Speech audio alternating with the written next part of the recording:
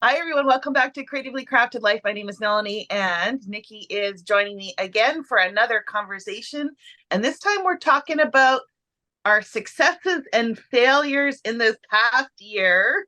That's a little ominous, isn't it? Just a little bit.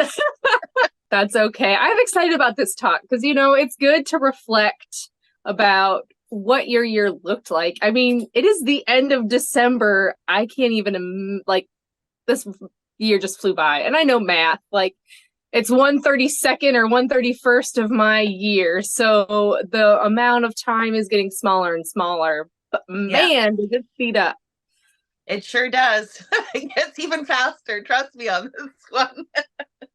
Anyways, yes, we are at the end of the year. So we thought we'd reflect back on you know, what we accomplished, what we're proud of, if we met our goals, if we didn't meet our goals. And then on Wednesday, we want you to head over to Nikki's channel. Her link will be in the description below.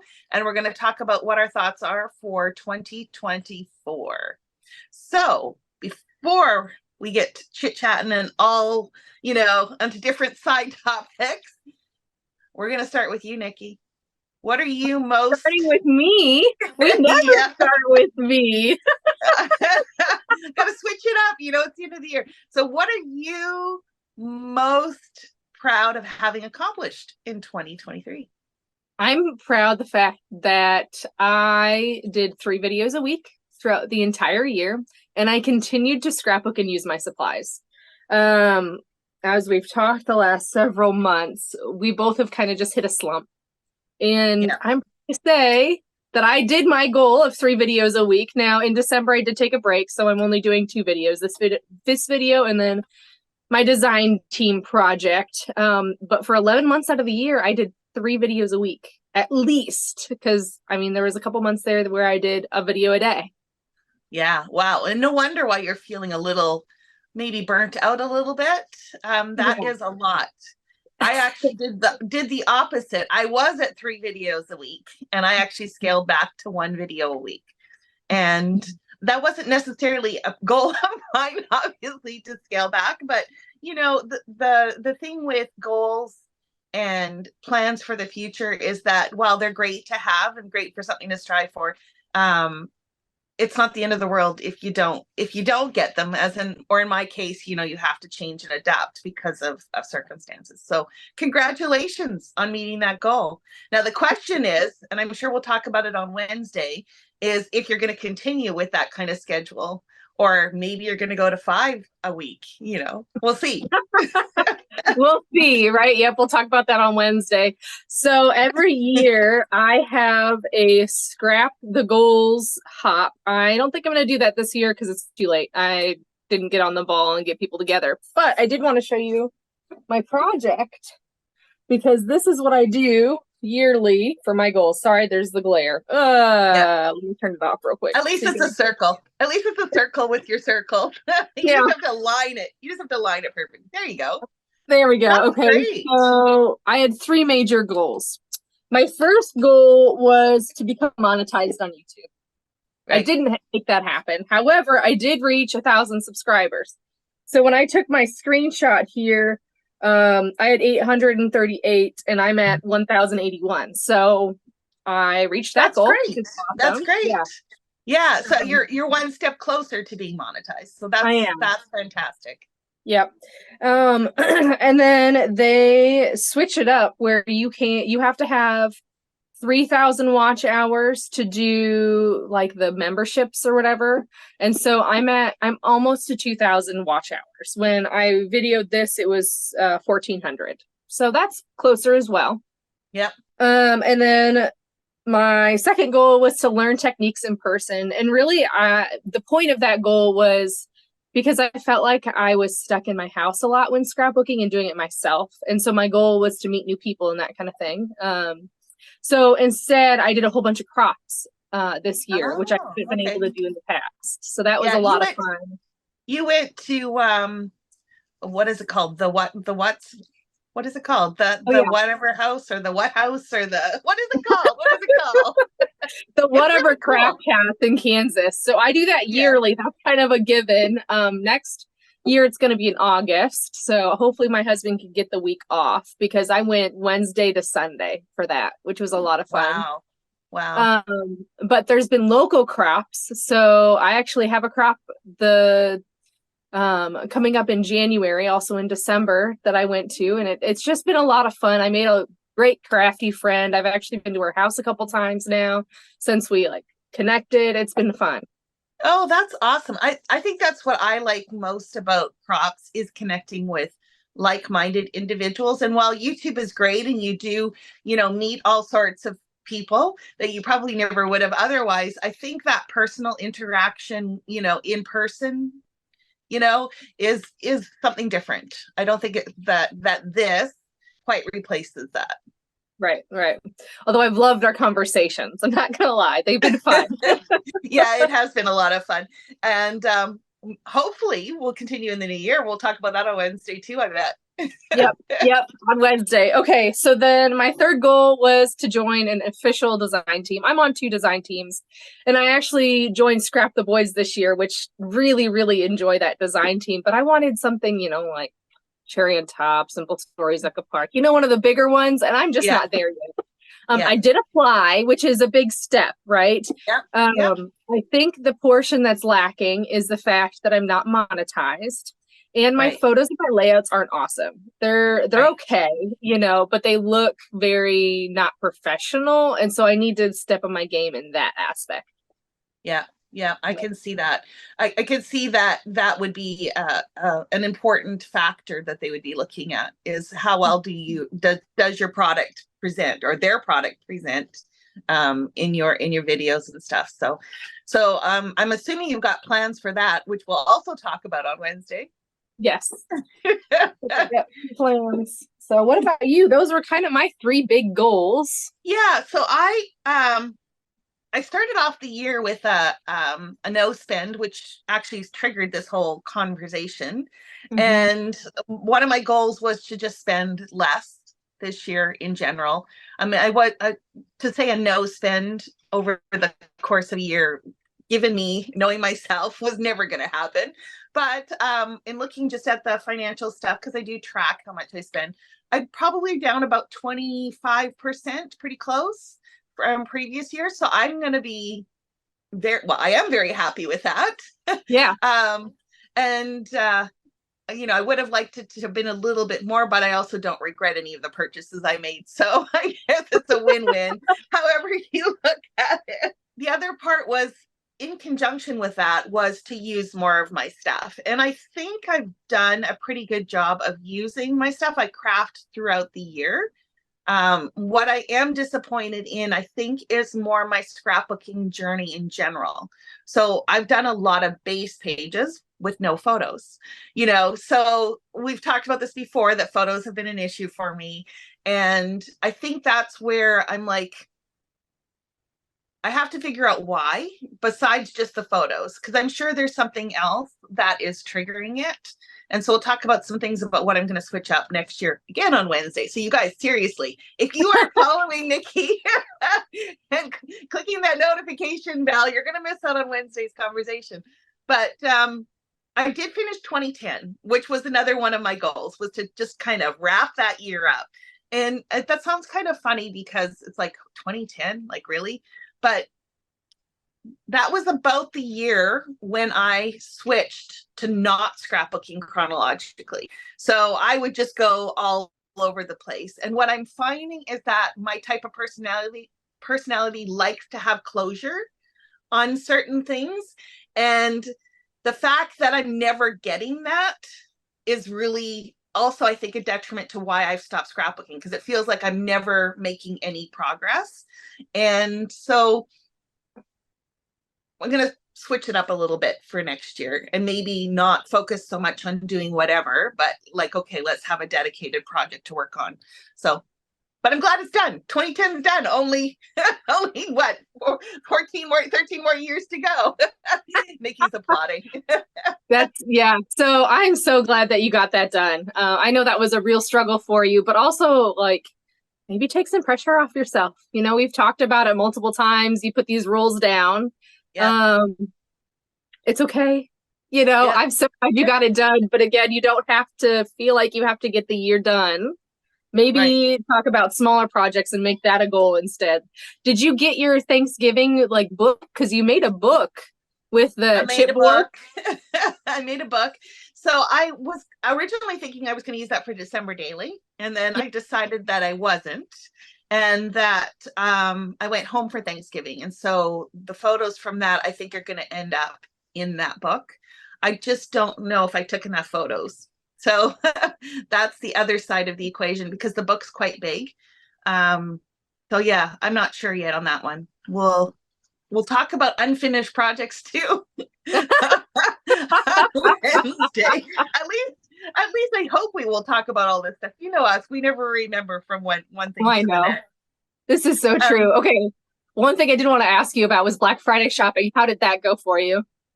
Not too bad. I definitely scaled it back. I still made a few purchases, but not crazy, not crazy. And I think a lot of that stems from the fact of me going through my stuff and just being like, okay, like I'm done. Like I don't want to bring anything else in. Okay, I say that loosely, but you know what I mean? Like Yeah. it's really feeling counterproductive to remove stuff and then just replace it right away with something else. So I did scale back quite a bit. So I'm happy about that. How about you? I did pretty good. So I felt like I made little purchases here and there throughout the month of November into December because my local scrapbook stores did a shop hop before Black Friday. So I Okay. felt like I had to spend some there to support the local. And then my cherry on top order was waiting on $19 to be shipped to me for over a year. Okay. And so I Okay. spent 25 bucks there. And then I focused on two collections from a cherry on top. Did I say Scrapbook Generations? They do a banquet thing where it's Yes. Yes. $99 and then okay, cool. Sorry. But a You cherry did on say top. you did say cherry on top, but you meant scrapbook generation. Yes. Yes, I meant Scrapbook Generations. They were the ones holding my thing. Um, but a cherry on top, I got the new Love Story, I think is what it's called, from Simple Stories, and then Woodland, no, Farmstead Harvest from American Crafts. Those were the two collections that I were like, oh, I really want those, and that's what I got during Black Friday. Okay. Yeah, I was clearance shopping at a cherry on top. So I got a little bit of everything. And then scrapbook generation, I bought enough obviously to place an order, but I banked it. So I probably won't get that for a few months, just like you, which by the way, if you guys are not familiar with scrapbook generation and that whole banking program, they basically, allows you to buy when the sale is, save it, they store it for you, and then once you hit free shipping, they'll send everything to you, which I think is fantastic because if anyone knows me, they know that I hate paying for shipping. Sorry, Leela. But it is a fact of life. And I intellectually understand that the free shipping would then be built into the price of the products and that kind of stuff. Because obviously they're business, they have to make money. It's a psychological thing. I if I don't see it on the bill, I feel great. Right, right. So I was just frustrated because I was like, man, they're like holding my stuff hostage. I don't really need anything. And I want my story from Simple Stories, like Yeah. or whatever Yeah. that is, that collection that was green and red and pink. I finally got it, which I'm really There you excited go. about, but it took a year. Yeah. Yeah. Well, I mean, you don't have to choose the banquet program. So I guess could you just have told them to just ship it at that I don't point? know. I thought about it, but Yeah. I was like, I'm getting so frustrated. It's so close to Black Friday. I guess I'll just support them during Black Friday. There you go. There you go. I actually bought quite a bit at the Hip Kit Club on the Cyber Monday. So they had a bunch of their kits on sale. So I did splurge a little there. I have to admit, I have not been part of Hip Kit for a while. And mostly it was because it was just starting to build up too quickly. I just couldn't get through a full kit like that every month. And so it was very interesting. Kim Hutchison, I think, is the person who owns the business. I think she's doing more of her own in-house designing. So almost everything in the kits is from them, which I think is fantastic because you can get American craft stuff everywhere. So it is kind of nice that it's unique, and she's got some really pretty designs. So I was quite happy with that purchase. Yeah. I looked at not just for Boys Kit Club too, and I just didn't see, I don't know, I'm feeling I'm at the point where I have enough. Yeah. Like even when a Cherry on Top started displaying all of the stuff for Echo Park through like July, like they put everything out there for pre-order. And I'm like, I don't know that I like the color scheme. I think there's maybe one collection that's coming up that I might get. So that might change in 2024. We'll see. So have you seen all the new collections that A Cherry on Top has had for pre-order yet? I actually have been staying away from it. I'm trying not to be tempted. How about you? I looked and they have like through July of next year. So I feel like that's just too much. Like you're giving away your secrets for the upcoming collections, giving the other companies an opportunity to follow suit or not, you know? Like why would you make that available so early? I was watching a video of Katie Petit, and she's working on designs for Christmas of 2024, which makes sense because designers have to be so far in advance. But when you release your product, that gives them the option to change what they've already got kind of set in place. So I'm like, why are you doing that? Yeah, except I don't know that it's so advantageous to copy a line that just was released right away. So it probably isn't that Well, that's what I'm detrimental. saying. They have like the option to pivot. If they pick the same like color Oh, scheme that that you way. did, Yeah. right? Yeah. They can then say, like, last year I noticed everything was kind of going muted, and then Simple Stories came out with that line that was really bright, happy colors and black, and everybody it like flew off the shelves and they redid it. But that's Yeah. because I think they saw what Echo Park was doing and had the opportunity to pivot. Yeah, but is that necessarily a bad thing? Does it hurt Echo Park because of that? They still have put their line out earlier. So Right. it I don't know. probably is okay. I think you're going to see more and more pre-orders coming through as a cost preventative or cost saving method for businesses, because then they know how much to order versus trying to guess and either having a line blow up and them not have enough and then they can't get it because I think there's still supply chain issues. Or Mhm. the other one is they buy too much and then it sits and doesn't sell. So I think, was it a Scrapbook Generation, I think, is basically only doing pre-orders, it sounded like, with very minimal like extra purchasing afterwards. So Oh, it's I kind of don't know like, about that yet, but I yeah. did see that they're doing pre-orders, which makes sense, right? They gotta get in on the game early. Well, and that's the other part. If everybody's doing pre-orders and you come in after the fact and haven't offered it, especially when people are offering a discount on pre-orders. So Right. I will it's, say I noticed that Simple Stories collection now is $17.50 a pack. yeah, That's yeah, crazy. 2 years ago it was $15. I know.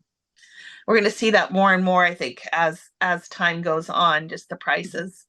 And it'll have to settle out, which probably means that more businesses will end up going under, Yeah. which is sad. Which You is have a sad. bubble with a little, there was an emoji. There was like little bubbles with yeah. Do Really? you see it? No. Oh wait, yes, I did see it. It did pop up on my screen. I wonder why. I don't That's so, know. that's so strange. Must be something I said or did, but I don't know what I said or did to trigger it. I don't know. Okay, well, as long as it didn't go over my face, we'll. It was just weird. Well, anyways, must be something new that Zoom has added to, you know, make make the videos interesting or something. I don't know. They like what you said is Maybe Big Brother's listening. Oh boy. yeah, yeah. So we have gone off Okay. on a little bit of a tangent here, a We little did. bit talking about, buying stuff. So I did want to just kind of circle back to some of the other objectives that I had last year. So one, of course, I mentioned that I wanted to use my stash, and so I did participate in 2 collaborations. Smash Your Stash, which was very, very successful. I love that collaboration. The lady who hosts it, Beth from Bourbon Creek's Craft, she hasn't officially committed to doing it again next year, which is a little, what's the right word? I need to start working on it. Like I need to, because you know how it is in the YouTube world, right? Like if you're going to post something on the 7th of the month, you got to work on it at least a month in advance by the time you get the projects done and filming and editing and stuff like that. So I think until she makes up her mind, I'm going to continue with it, even if it's not a collaboration. So where every month I'm just going to focus on a supply in my space and encourage everyone to kind of play along. So we'll see if it ends up being a collaboration or not. And then the other one I did was Blitz Your Kits. And it was a pretty small collaboration. It ended up being some months like maybe 2 of us would post. That was it. Well, so I did a whole bunch of collaborations. I was part of Tool Time Tuesdays, Rainbow, and then there was Themes on the 13th, and this, and like I had 6 or 7 different collaborations that I was doing, and they're just not very popular. At least when I was looking at my 23 numbers. Our videos are popular, which I really appreciate. Thanks, guys, for watching. And then 30 Days of Sketches with Gracie's Beautiful Life. Day 1 is popular. Out of all the other days, day 1 is the most popular. And that was it. None of my other like collaboration videos made it to the top 10. Wow. Yeah. So then you wonder, right? Is it right? Yeah. I mean, I did like it in the fact that I have on Tuesday, the 3rd Tuesday of the month, I know what I have to do. And so then I just do it, right? And it becomes one of the 3 videos that I had to get done last year. Right. But when the numbers don't lie, right? The most successful things are the most successful. So I don't know. Right. Yeah. Well, again, we'll probably talk about this on Wednesday's call about how we're going to proceed in the future. But anyways, the whole premise of this one was to use a kit in your stash, and I was using some SCT sampler kits. They've actually stopped that program. So this month was the last month that we've received them. So I did put a small dent in. I used up 6 of them this year because, of course, the collaboration was 1 kit every 2 months, which I liked because that gives me plenty of time. But obviously I got 12 more this year.